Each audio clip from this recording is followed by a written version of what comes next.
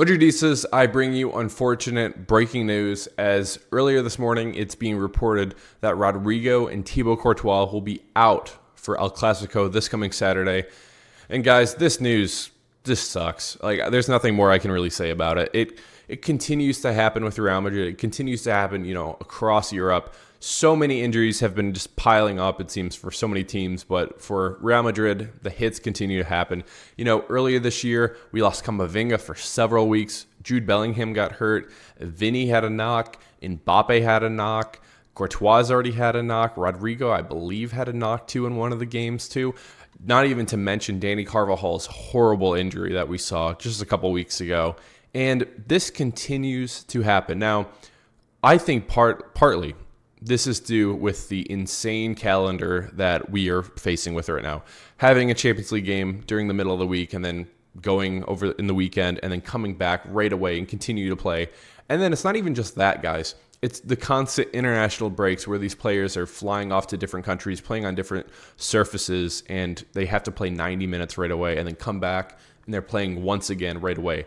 I don't know exactly what needs to happen. I love watching all the games. I love having Champions League nights in the Santiago Bernabeu, but unfortunately what continues to happen is this calendar just so demanding for these athletes, and that the product, I think, is getting a little worse, unfortunately, from this. But yeah, guys, let's talk about the injury for Rodrygo and Courtois, what I know right now. Thank you all for liking, subscribing, watching all these videos. Try for me to bring you the best content right away and try to get you the news as soon as I can. So again, thank you all for liking and subscribing. Let's jump into it. Now, this news is being reported by Fabrizio Romano. Now, we did see, Rodrygo limp off in the last one against Borussia Dortmund. I thought he had a really good game in the last one. Gets the final, I don't know if it counts as an assist, but I believe it was to Lucas Vazquez to keep the ball in. And unfortunately, we did see him pull up and grab his hamstring, and it looked like his right leg. And so that's something to monitor. I thought it might be cramping, but after further evaluation, it looks like it is something a little more serious than that. So Fabrizio Romano, who, if you guys don't know, is probably one of the best sports journalists out there, breaks all the news. Here we go. That is from Fabrizio Romano. So shout out for Fabrizio Romano. I trust him whenever he's reporting news. And so this is coming from him. He is saying Rodrygo has suffered an injury, as tests have confirmed today. He will not be available for El Clasico. And now, again, this injury for Rodrygo I don't think is good at all. Hopefully this is nothing major for Rodrygo. I don't want him to be out at all, right? However, I will say as a positive, I think we have seen, Vinny and Mbappe up top, and we have been shifting a little more to the 4-4-2. And so we are a little more comfortable playing there already. We almost saw it a little more in the last one against Borussia Dortmund, where Rodrygo was actually playing a little more deeper than his traditional 4-3-3, what you would expect in that. So having that already, that is a positive. Now, this, I'm hoping, is just a minor hamstring. Guys, I am not a doctor. I make these YouTube videos for you just with as much information as I have, so I could not tell you how long he will be out. I just know that he will be missing El Clasico. But if it is a hamstring injury, hopefully it's nothing major. Looking at the calendar, guys, I could see him being out for a couple games, though, and then maybe even resting, because we do have another, again, I cannot believe with all these international breaks, another international break coming up here in mid-November. So that could be something that, depending on how serious it is, we don't want to rush him back, and then he can not fly to Brazil and go play with the national team, and maybe he can get some rest that is needed for Rodrygo. So that is what I'm expecting for Rodrygo. Now, when it comes to Thibaut Courtois, this news, again, is being reported by Fabrizio Romano. However, Real Madrid is also confirming this news right now. They have not confirmed Rodrygo's news for some reason, at least as of recording this right now. This will probably be confirmed later today after they do a couple more tests. But Real Madrid is officially reporting, following tests carried out on the player Thibaut Courtois by the Real Madrid Medical Services, he has been diagnosed with an injury to the adductor muscle of his left leg, pending development. Now, guys, I believe this is the same injury that we saw Courtois being out for a couple games just a couple weeks ago. Tell me if I'm wrong. I'm pretty sure this is right, though. And again, let me know in the comments, but I never saw him get hurt. I never saw him limp up or pull up or anything like that. And so I don't even know what type of injury this is. I don't know if this is just like a cramp, like a muscle bruise or something like that. I don't know. I'm hoping it's nothing serious. Again, I do believe this is like the same sort of injury that we saw from Thibaut Courtois in the last one. And so I'm hoping, again, nothing major and that we can get Thibaut Courtois back really soon. Now, what will we be doing without having Rodrygo and Thibaut Courtois? Well, we can all expect Lunin to get the start in the next one against Barcelona coming up. But what's the shape going to look like? How are you going to be able to do this?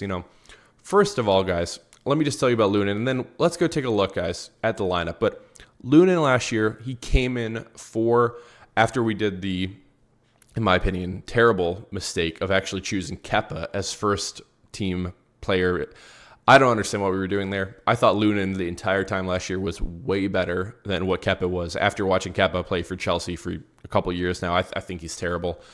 But I thought Lunin was very good last year after Thibaut Courtois was down with his ACL injury. And so I'm hoping that we can maybe get some more Lunin magic that we saw last year against Manchester City, right? Where he only let in, 1 goal, 2 goals, something like that. Lunin had a couple of masterclass games last year where he was just fantastic and honestly was probably one of the better goalkeepers in the world. I would say roughly top 20 for sure, maybe top 10-ish. I think that's where I would rank him last year.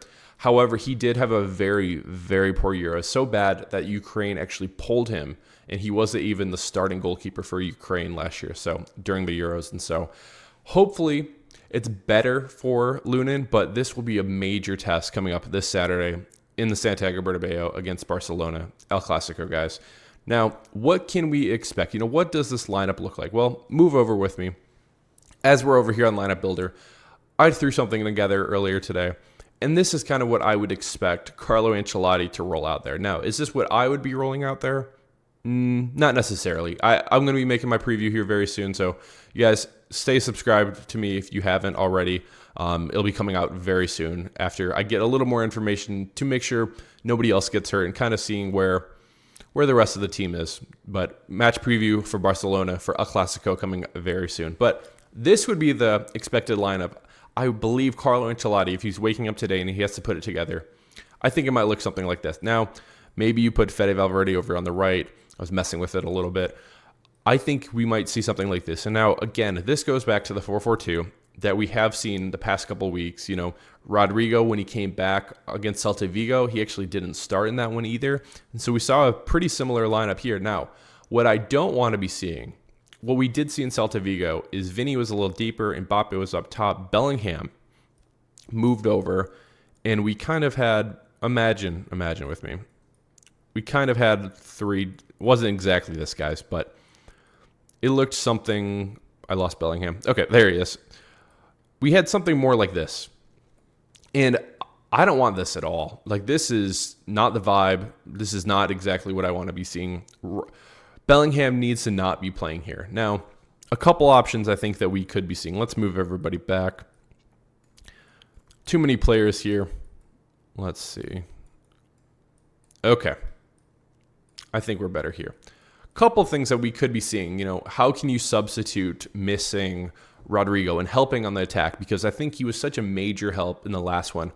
I think what you could do is you move Fede Valverde inside, playing like a DM with Modric, and instead of Camavinga, which I do love Camavinga, maybe there's two options here.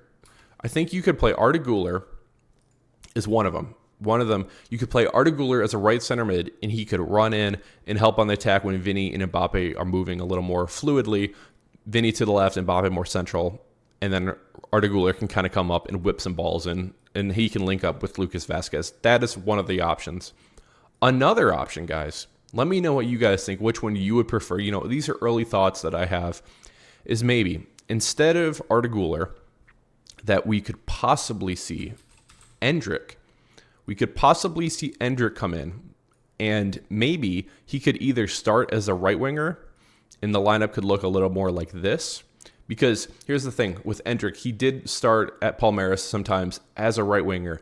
Now, we could start him as a right wing, or maybe you could move Mbappe to the right, and you could put Endrick as the main striker in this one, and then we could do this. Because I do think that we will need a lot of goals against Barcelona for us to continue to kind of rate it on. I think this is going to be a very tight game with us. There's probably two different mindsets you have. You can be very conservative and play very defensive and then hope just to counterattack, or you can counterattack with an attack. And those are two options I have. Again, guys, I'll be making my preview very soon, and I'll have a little better information now in the coming days as well. So stay tuned for that as well. But again, guys, finally, I just have to say, I hope Rodrygo and Thibaut Courtois, if you guys are watching, I hope you guys recover very soon, and I hope this is nothing major. And this is something that we can get past. Obviously, we have the players to be able to get past. It's just the thing, with all these injuries adding up, it just continues to suck for Real Madrid. And so hopefully they can recover very soon, and hopefully we can see them back on the pitch very soon. But guys, I just want to bring you a quick video, kind of what's been happening with these two, some of my thoughts coming into El Clasico as well. But guys, again, like the video if you're new around here, subscribe again, and I appreciate you all watching. This has been Dally with Dallyfc. Cheers, Real Madrid.